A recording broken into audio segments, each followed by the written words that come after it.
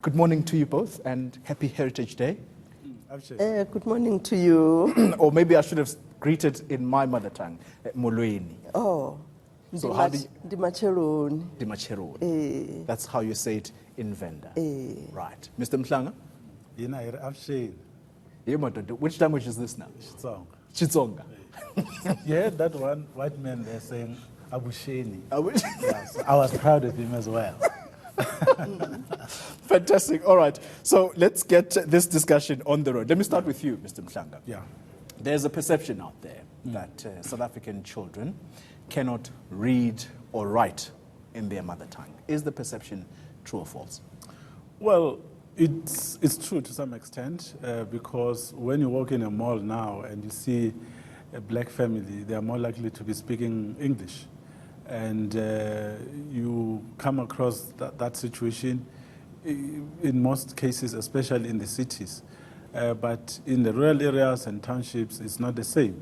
But what we found was that as a department, we needed to take action to make sure that we bring all our African languages, especially those that were previously marginalized, into the mainstream. And we then did the work that we needed to do to change that perception that you're talking about. I want to actually ask you that very same question based on what you said, that most African families are now communicating with their children in English. Why is that the case? We don't know. It all starts in the home. I think it's also an inferiority complex where you find black people making a comment that if ngifundisa umntana isiZulu sizomsiza ngani emsebenzini ngoba sisebenza isiZulu, which is not correct, because uma ufundisa isiZulu it doesn't mean ukuthi awufundisa Ingisi. So we are saying that all these languages need to coexist, because like South Africa we don't only have the 11 official languages, we also have 16 other additional languages that are available in our schools, by the way, that are spoken by people that come from all parts of the world. About Telugu, Urdu, Italian, Arabic, all those languages that there's yafundo ikoleni. So why is it that we can't learn all these languages and be a multilingual person? And worst of all, you're now introducing a new language, but we'll talk about that a little later. Let me bring you in, Ma'am Angelina. How do we fix this? You've heard parents, in particular African parents, are choosing more often than not to speak with their children in English as opposed to their mother tongue. Perceptions are there that English is the only language that can open doors to opportunities. Much as it might be so, what is lacking is education, especially to educate our parents on the importance of home languages.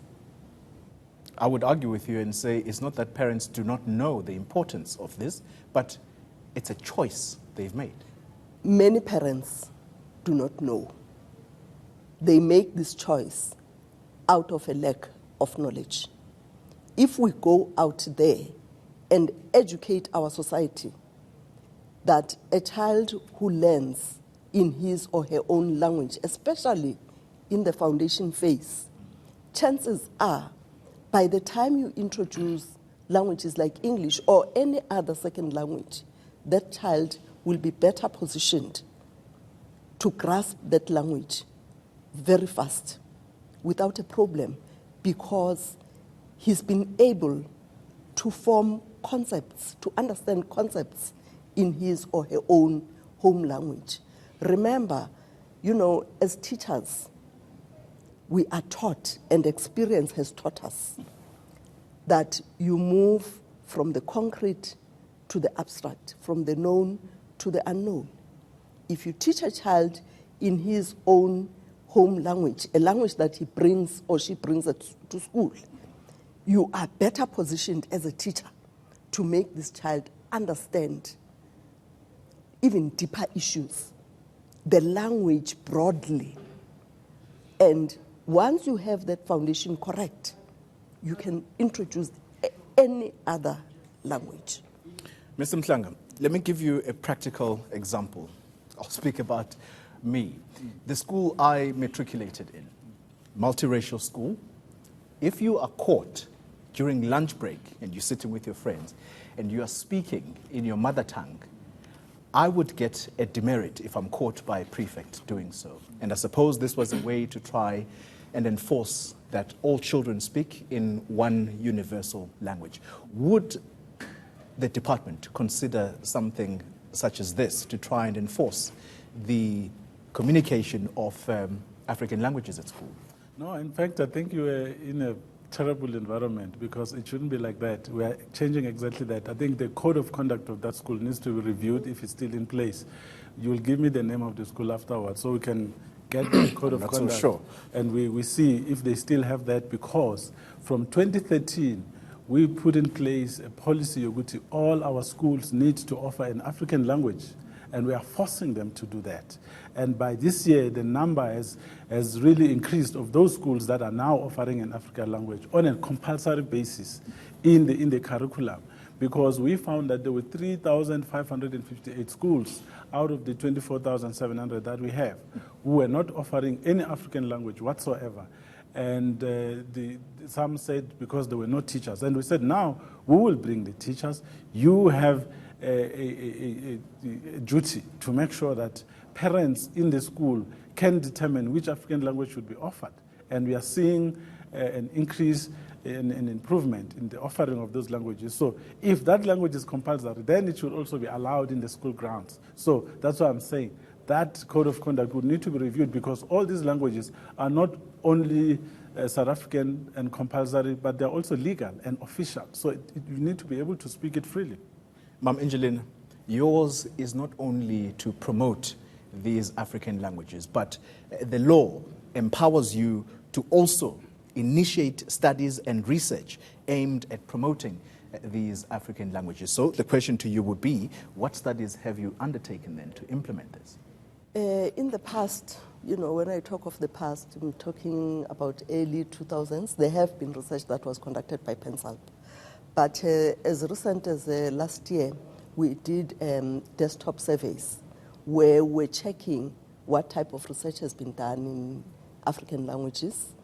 And to our shock, we discovered that the trend of teaching African languages through the medium of English and even Afrikaans is still continuing in South Africa. That is very disturbing. What are we saying about our languages? Why is it that languages like English are taught through the medium of English? French is taught through the medium of French.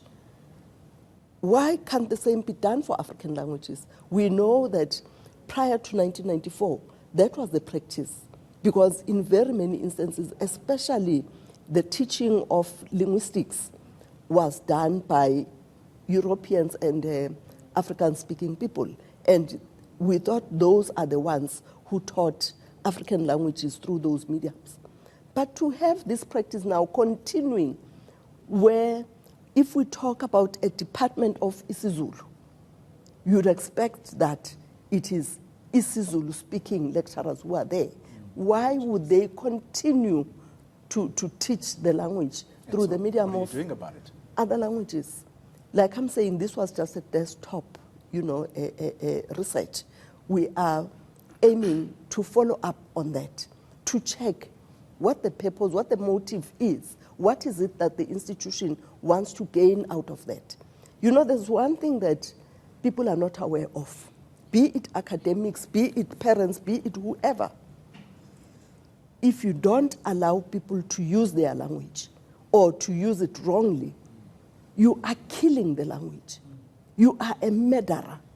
Because as time goes on, these languages are going to die naturally. You are colonizing. You are part of the people who are colonizing the languages, when in fact we are talking about decolonizing the languages, decolonizing our curriculum, decolonizing so many things.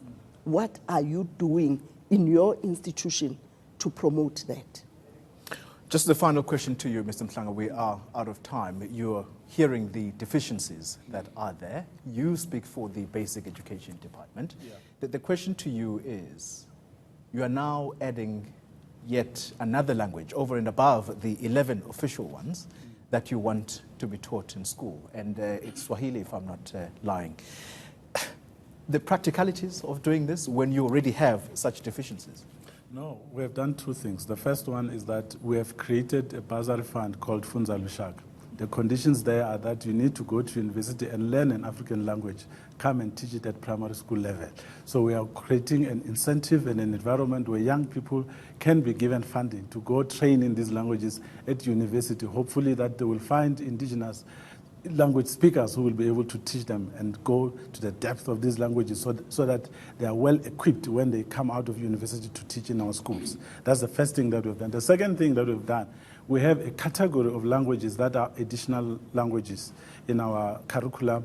That's why I mentioned French, German, and all of those languages. They are there, but for a long time, there wasn't an African language. That's why Kiswahili is going to be the first African language in that category, which we feel needs to be, in fact, it's long overdue that it should have been in the curriculum already, because it's spoken by more than 100 million people on the continent. And in many countries on the continent, people speak it. It's the most common language among us in Africa. So we feel that our schools need to offer that language, and we are going to fund that development and promotion of that language, because it's important to us as Africans in terms of promoting and protecting our own heritage.